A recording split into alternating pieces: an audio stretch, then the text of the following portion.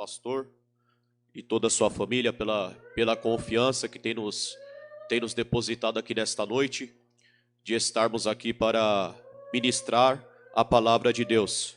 Agradecer a nossa liderança dos jovens, na pessoa do cooperador Rubem, na pessoa do cooperador Lucas, a liderança também que é juntamente com os nossos adolescentes.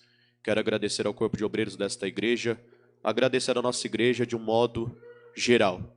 Deus, nesta noite, tem uma palavra para o seu coração. Você, nessa noite, não vai sair da presença de Deus da maneira como você adentrou nessa noite, mas é só para quem crê, é para quem acredita, é para quem verdadeiramente nessa noite quer buscar a presença de Deus. Amém? Livro de 1 Samuel, capítulo de número 3. Deus está em nosso meio, meus irmãos, nesta noite. Podemos sentir a presença do nosso Deus em nosso meio aqui. A presença dele é forte em nossa casa, em nome de Jesus. Graças a Deus por isso. Samuel, capítulo de número 3. Os irmãos encontraram, amém? 1 Samuel, capítulo de número 3.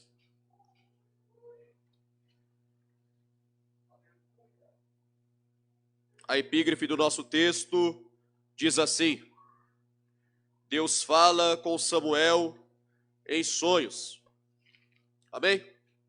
Acompanhe comigo a leitura, por gentileza. Eu, jovem Samuel, servia ao Senhor perante Eli. E a palavra do Senhor era de muita valia naqueles dias. Não havia visão manifesta. E sucedeu naquele dia que, estando Eli deitado no seu lugar, e os seus olhos se começavam já a escurecer, que não podia ver.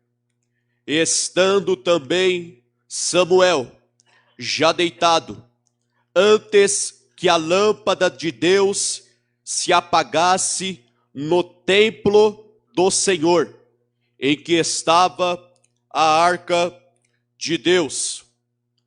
E o Senhor chamou a Samuel, e disse ele: Eis-me aqui. E correu a Eli, e disse: Eis-me aqui, porque tu me chamaste? Mas ele disse: Não te chamei eu, torna a deitar-te. E foi, e se deitou.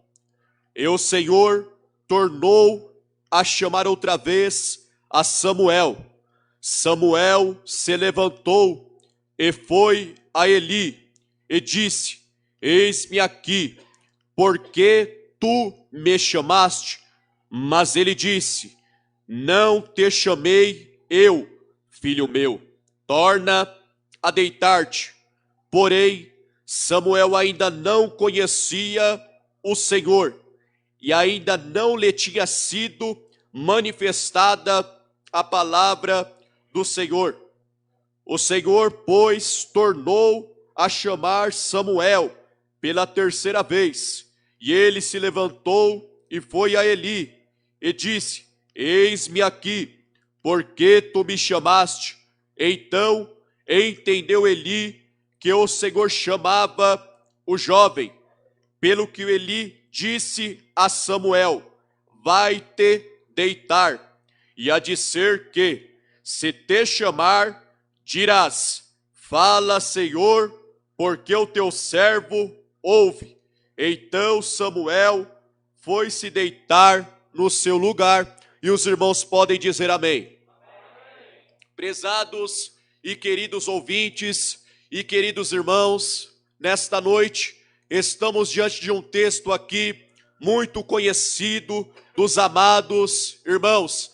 Vai nos tratar a história do jovem Samuel, um jovem que no início da sua caminhada, pois bem, no início do seu ministério, quando ele vai nascer, a sua mãe vai consagrar ele ao Senhor, consagrar no intuito, um jovem que vai viver especialmente para Deus, um jovem que não vai ter escolha para seguir. Por quê? Porque Deus chamou ele para fazer algo sobre a vida dele. Já começamos a aprender algo aqui nesta noite. Se Deus te chamou para fazer algo para ele ou na presença dele, você querendo ou você não querendo, Deus vai te endireitar e você vai fazer a vontade de Deus.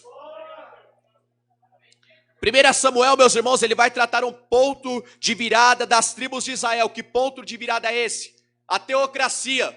O povo no Antigo Testamento aqui, logo no começo, o povo não tinha um rei. O povo não tinha ninguém para representar eles no Antigo Testamento. No início aqui da caminhada, porque era a teocracia que estava em vista ali naquele tempo. O que significa isso? Teocracia vem da palavra grega de duas junções, tel, que significa Deus, e cracia, poder, ou seja, a humanidade toda estava sobre a responsabilidade de Deus, a humanidade toda estava debaixo da presença do soberano, a humanidade toda estava debaixo da regência do nosso Senhor e Salvador Jesus Cristo. Mas o interessante é que o povo vai questionar, porque sempre o povo questiona. Ser humano é difícil de lidar, porque sempre vai ter questionamentos. E alguns questionamentos, eles não estão de acordo à vontade de Deus.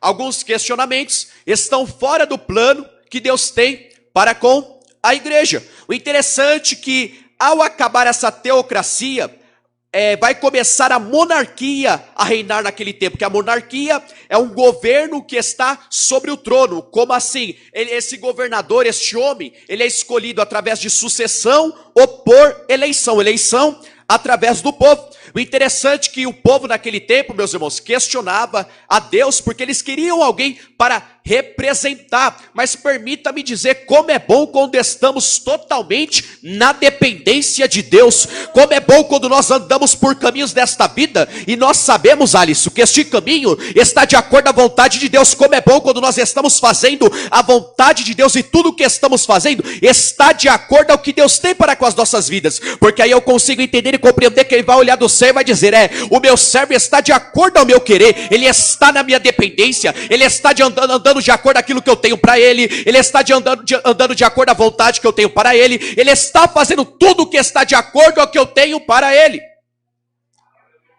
Mas o interessante é que o profeta Samuel, ele é o último juiz aqui deste tempo, e ele foi escolhido por Deus para ungir o primeiro rei, que aqui foi Saul. Ou seja, o povo clamou por um rei. O povo clamava, queria ser igual às outras nações, e Deus concedeu o desejo do coração do povo, através também da vontade permissiva de Deus. Por quê? Deus só faz o que Ele quer, como Ele quer, na hora que Ele quer. Deus está aqui, irmãos. Porque às vezes a gente questiona Deus sobre algo que Ele tem para fazer nas nossas vidas. Mas se você entregou sua vida a Ele, por que estamos questionando?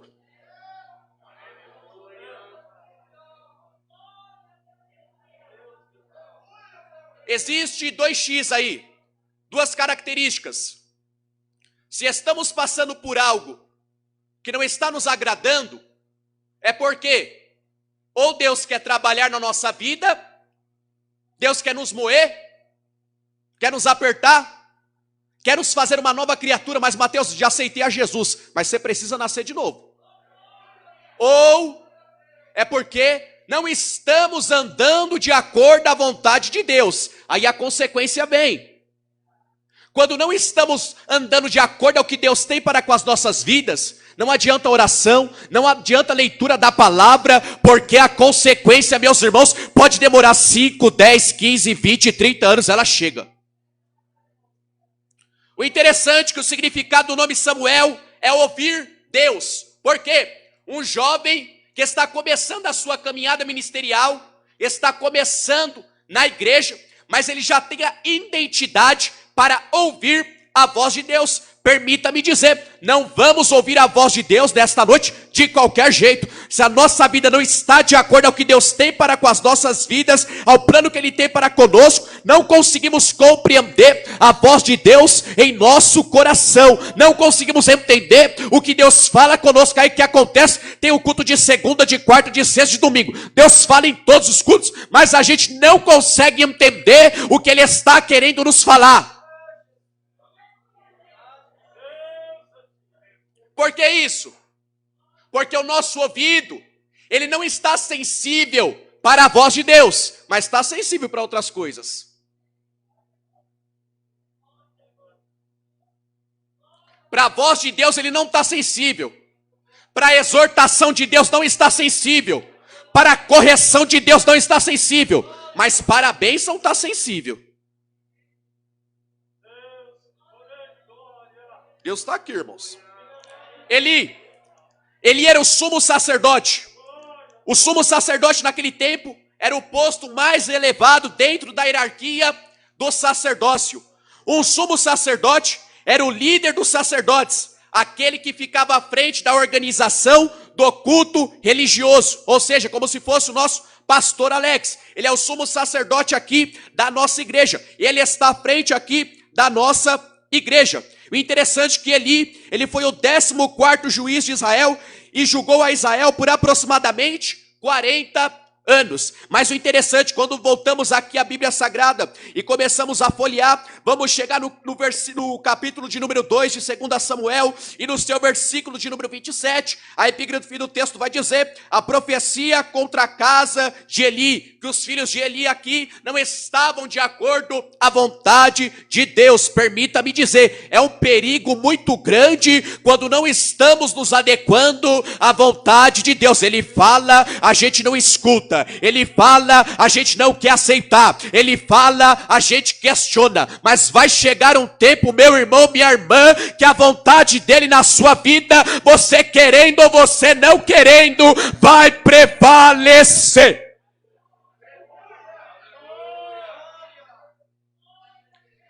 O interessante, que Deus aqui ele vai falar com Samuel através de sonhos. Por que de sonhos? Podemos entender aqui que esta ideia de sonhos aqui que Deus está falando com este jovem no início da sua caminhada, no início do seu ministério, aqui entendemos que a teofania de Deus, que significa isso?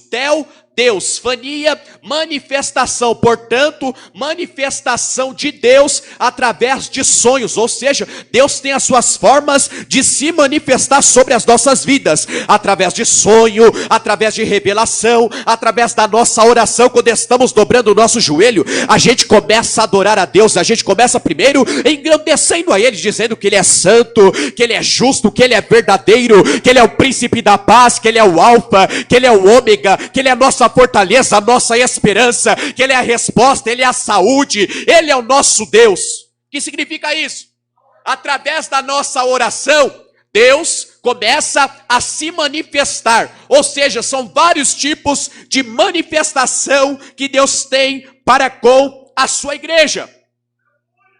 O interessante é que o jovem Samuel aqui, ele servia ao Senhor perante Eli, ou seja, ele ajudava Eli ali quando era mandado, ele era orientado, através da vida de Eli. Samuel estava ajudando Eli ali no tabernáculo. O ofício de profeta, meus irmãos, naquele tempo ainda não tinha sido revelado. Começa a ser revelado aqui o ofício de profeta. Mas Mateus, o interessante é que no versículo 27 está dizendo que veio um homem de Deus a Eli e disse-lhe: assim diz o Senhor, não me manifestei na verdade à casa de teu pai, estando os israelitas ainda no Egito, na casa de Faraó. Mas o interessante, meus irmãos, é que o ofício de profeta começa a nascer a partir deste jovem Samuel. O interessante é que Samuel seria o primeiro a ocupar este cargo de profeta. Samuel seria o primeiro a ocupar este ofício de ser um profeta de Deus. Portanto, profeta de Deus, porta-voz de Deus,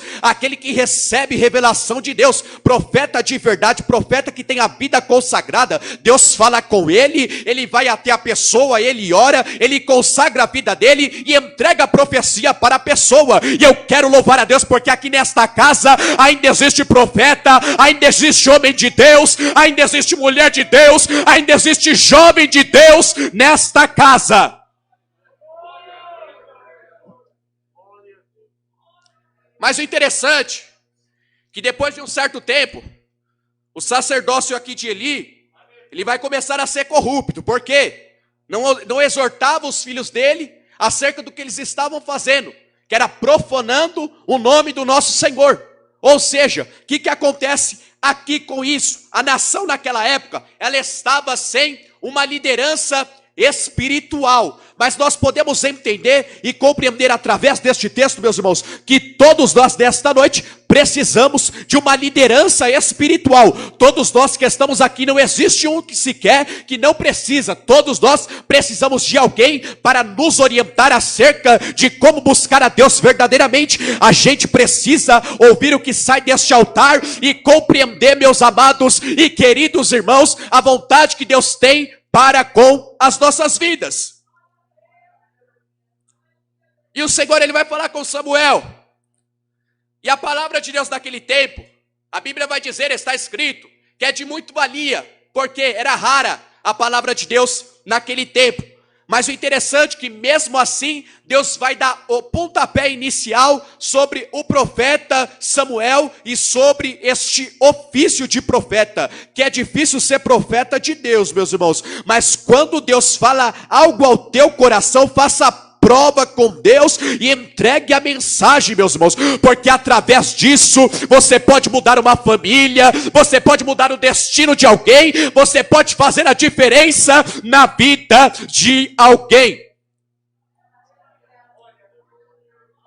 E Eli, meus irmãos, naquele tempo, ele já estava deitado, quando o Senhor vai falar com Samuel. E a Bíblia está escrito, a Bíblia aqui vai dizer que os olhos de Eli já estavam começando a escurecer. Já era noite, eles já iam descansar, mas Eli também, alguns historiadores acreditam que Eli já era quase cego, por conta da sua idade. A idade dele já estava avançada. A idade dele já não era mais um menino assim como eu. Era já uma pessoa avançada, uma pessoa que já tinha uma experiência de vida. Mas o interessante é que Samuel, ele estava lá no templo. E o interessante é que o versículo 3 vai dizer que estando também Samuel já deitado, antes que a lâmpada de Deus se apagasse no templo do Senhor, que estava a arca de Deus. Olha só que interessante. Um jovem, meus irmãos, já está ali na casa de Deus, envolvido com a obra de Deus. Então podemos entender e compreender, meus irmãos, na obra de Deus não existe idade. Para trabalhar na obra de Deus não existe, meus irmãos, uma idade certa. O que nós precisamos é verdadeiramente se adequar urgentemente ao que Deus tem para com as nossas vidas.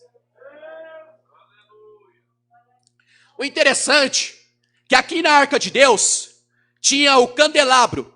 A palavra hebraica para candelabro é manorá, que deriva de um verbo que significa flamejar. O nome menorá simplesmente ressalta o propósito utilitário do candelabro, dar luz aos sacerdotes que serviam no santo lugar do tabernáculo. Como assim? Aquele candelabro, ele dava luz à igreja, dava luz ao ambiente que estava a arca de Deus. É tudo como o pastor falou, era o zelo que eles tinham ali pela arca de Deus, porque, meus irmãos, não adianta, temos zelo em tudo que é lugar. Quando se trata das coisas de Deus, quando se trata de ter uma vida agradável, a gente não tem zelo. Quando se trata de ter uma vida de oração, uma vida de leitura da palavra, a gente não tem zelo. Aí é igual ano passado, dia 31, a gente dobra o joelho e fala: Senhor, no ano de 2021 vai ser tudo diferente. Eu vou orar, eu vou consagrar a vida, eu vou endireitar a minha vida, eu vou ter uma vida agradável, eu vou ter uma vida de oração, eu vou ter uma vida de santidade, mas o candelabro já está apagado.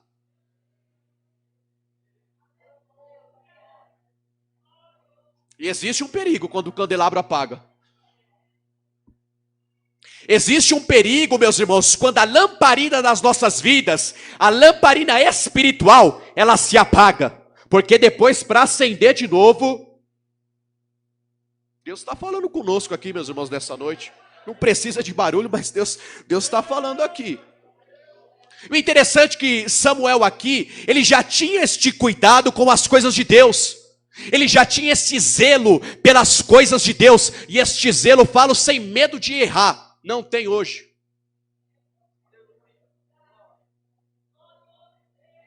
Este zelo, não estou falando somente pela nossa igreja física.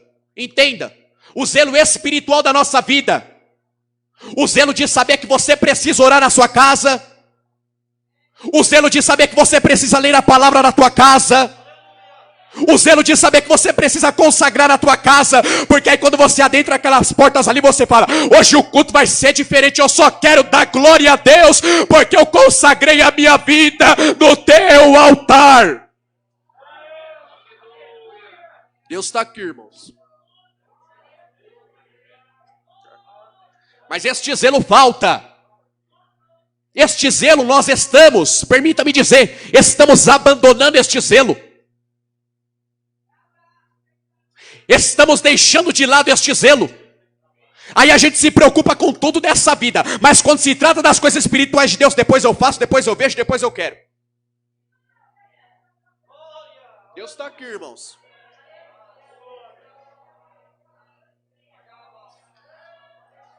Mas junto com o candelabro estava a arca da aliança, que é a arca de Deus, a arca do testemunho. Por que do testemunho? As duas tábuas que foi revelada por Deus a Moisés no Monte Sinai, estava nesta arca aqui. Por isso que fala arca do testemunho, arca da aliança, arca de Deus. Era a principal representação da presença de Deus no meio do teu povo no Antigo Testamento. E a arca da aliança também é comumente chamada arca do testemunho ou arca do concerto. Tal designação se refere especialmente ao fato de que a arca da aliança guardava os principais símbolos da aliança entre Deus e o povo de Israel no Sinai. Ou seja, isso aqui precisava ser cuidado. Como você tem cuidado da presença de Deus na sua vida? Como nós temos cuidado, nós como igreja? Como que temos zelado pela presença de Deus sobre as nossas vidas? Será que temos este zelo? Ou será que adentramos a porta da casa de Deus e não temos este zelo de cuidar da presença? Mas Mateus, eu estou na igreja todo dia, toda hora, todo instante. Mas você está cuidando da presença? Você está zelando a presença de Deus sobre a sua vida? Você está se preocupando em cuidar da presença? Mateus, como eu cuido da presença? Meu irmão, dobra o seu joelho, ora a Deus, consagra a vida no altar, que aí desta forma o desejo vai aumentar sobre a sua vida. Você não vai mais aceitar ser o crente que você é, eu não vou mais aceitar ser o crente que eu sou, porque eu quero mais a presença de Deus sobre a minha vida. Meus irmãos, a presença de Deus está nessa casa aqui.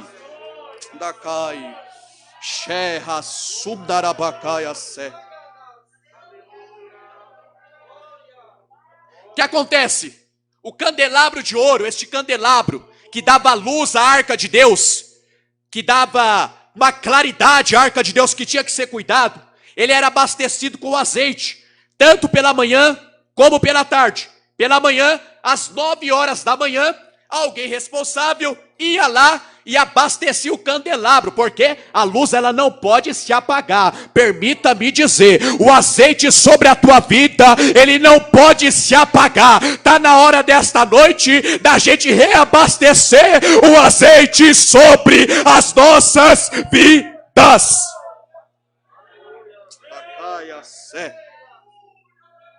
O interessante, que 9 horas da manhã e 3 horas da tarde, mas alguém naquele tempo não deu real valor em acender o candelabro para dar luz à arca da aliança, a arca de Deus, a arca do concerto, a arca do testemunho que estava ali no templo. A arca de Deus estava no lugar muito santo, enquanto o candelabro estava no lugar santo. E em frente ao lugar do candelabro estava o muito santo, que era a arca. O que simboliza isso é a presença de Deus, a representatividade da presença de Deus. Mas para o candelabro ir até a arca tinha um véu. E este véu estava coberto. Este é tipo como se fosse uma cortina. E aqui está o candelabro. E do outro lado está a arca. Mas o interessante é que alguém naquele tempo não deu real valor em acender o candelabro para reluzar a presença de Deus. Meus irmãos, enquanto a gente não der o real valor para a nossa vida, pelo que Jesus faz pela nossa casa, pelo que Jesus faz pela nossa família, a presença de Deus, ela não vai reluzar em nossas vidas. A presença de Deus, ela não vai ser abundante em nossas vidas. Por isso, nesta noite, está na hora da gente acender o candelabro de Deus sobre as nossas vidas.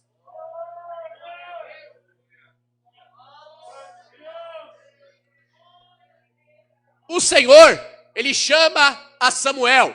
Samuel, eis-me aqui. Olha só, ele respondeu, eis-me aqui. Às vezes Deus quer falar conosco e nós não damos atenção. E um jovem, quantos anos, Mateus? Historiadores acreditam de 14 a 15 anos ele tinha, naquele exato momento. Ele responde, eis-me aqui, mas ele ainda pela sua pequenidade não conhecia a voz de Deus, a voz do Todo-Poderoso. Mas o interessante é que ele responde, eis-me aqui, ou seja, ele sabia o seu lugar, ou seja, ele sabia que ele tinha que estar preparado a qualquer momento para a obra que Deus tinha sobre a vida dele. Permita-me dizer, meus irmãos, nós como igreja precisamos estar preparados para o que Deus tem para fazer em nosso meio. Nós como igreja precisamos consagrar a nossa vida, estar com os ouvidos atentos sobre aquilo que o Espírito Santo de Deus quer fazer sobre esta casa.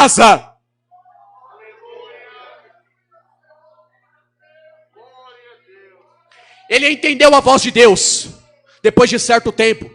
Por quê? Pela terceira vez ele foi até Eli. Mas o interessante é que Eli já tinha dado a resposta a ele. Mas antes de Eli dar a resposta para Samuel, Samuel em todas as vezes respondia, eis-me aqui, sinal de reverência. Aí hoje a gente não quer ter reverência na igreja. Deus está aqui, irmãos. Eu não sabia nem que o pastor ia falar isso com a igreja. Nem sabia. A gente conhece a voz do nosso pai, carnal, da nossa mãe, do nosso melhor amigo. E a voz de Deus, você conhece? A voz de todo mundo a gente conhece. Do cantor preferido. Da Caia Sé. Da cantora preferida. Mas aí quando se trata das coisas de Deus, um dia eu quero ser cheio, Mateus, um dia eu quero ter a minha vida plena com Deus. Mas quando vai chegar esse dia, meu irmão? Samuel responde, eis-me aqui. Sinal que ele já estava compreendendo o que Deus tinha para com a vida dele. Ele não estava negando o chamado de Deus para com a vida dele. Mas muitos de nós aqui nesta noite estamos negando o que Deus tem para fazer com as nossas vidas. Mas permita-me dizer, meu irmão, Deus nesta noite está nos dando a oportunidade, mais uma vez, de já chegar à presença dele com sinceridade. Qualquer tipo de voz a gente conhece. Alguém que a gente viu há 30 anos atrás, ele fala no telefone, alô, é você. Aí quando Deus fala, a gente não entende. Ou a gente não entende, ou a gente finge que não entende. Deus está aqui, irmãos. Preciso falar com muito tremor, e tremor foi essa palavra que Deus colocou no meu coração. João capítulo 10, versículo 27, está escrito, as minhas ovelhas ouvem a minha voz. Aqui é o pastor das ovelhas. E eu as conheço e elas me seguem. Ou seja, a ovelha que é obediente, ela consegue ouvir a voz do seu pastor da igreja e do seu sumo pastor, que é o nosso Deus. Salmos de número 3, verso 4, está escrito, ao Senhor clama em alta voz, e do seu santo monte ele me responde. Ou seja, você clama a Deus em alta voz e ele te responde. Mas o interessante é que quando ele quer falar conosco de uma forma, vamos dizer que exortativa, ou de uma forma corretiva, não queremos compreender o trabalhar de Deus. Mas nessa noite, meus irmãos, o Espírito de Deus fala ao meu coração, prezado e querido ouvinte da palavra do nosso Senhor e Salvador Jesus Cristo. Acenda o teu candelabro nesta noite. Que significa isso, Mateus? Reserva aí, meus irmãos, coloca azeite na sua botija, porque Deus tem uma obra para fazer nesta igreja, e só vai permanecer, Pai, a sé, e só vai permanecer de pé aquele que verdadeiramente se adequar ao querer de Deus para com essa igreja. Com a permissão do pastor, nos coloquemos de pé. Da caia sempre a faio sé. Xerguimanto caia sundarapacala mandarapacai.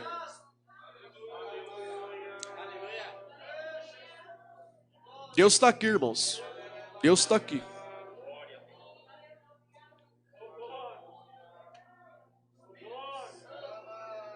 Deus está aqui, irmãos. E o meu desejo nesta noite é que todos vocês, incluindo eu nessa noite, saia daqui entendendo. É necessário cuidar do candelabro, para que a arca de Deus, que é a presença, seja reluzente na tua vida. Deus está te dando a oportunidade nesta noite de cuidar de tudo mais precioso que você tem, que é a presença de Deus manifestada na sua vida. Manifestada como? Através do fruto, através da obediência, através do seu caráter como cristão. Amém, meus irmãos? Meus irmãos, nesta noite eu quero agradecer ao nosso pastor por esta rica oportunidade, por este privilégio. Foi essa palavra que o Senhor colocara em meu coração nesta noite. Amém? Nesta noite, mediante a orientação do nosso pastor, eu quero saber aqui se existe alguém aqui, meus irmãos, que adentrou por esta casa, que ainda não conhece o nosso Salvador, Jesus Cristo. Se adentrou alguém aqui que ainda não aceitou a Jesus.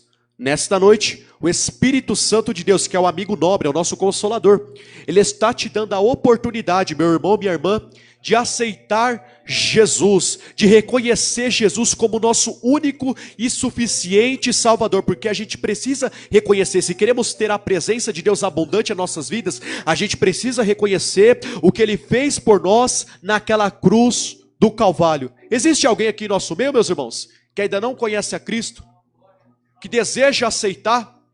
Ou existe alguém que está afastado, alguém que não tem mais sentido a presença, alguém a qual o candelabro já está apagado, não tem nem mais azeite para acender o candelabro. Mas nesta noite, o Espírito Santo de Deus está te dando a oportunidade, meus irmãos, de reconhecer que você precisa de Deus, porque a partir deste momento a sua vida vai começar a caminhar de uma maneira diferente. Existe alguém aí em nosso meio? Levante uma das suas mãos, nosso pastor estará orando por você nesta noite.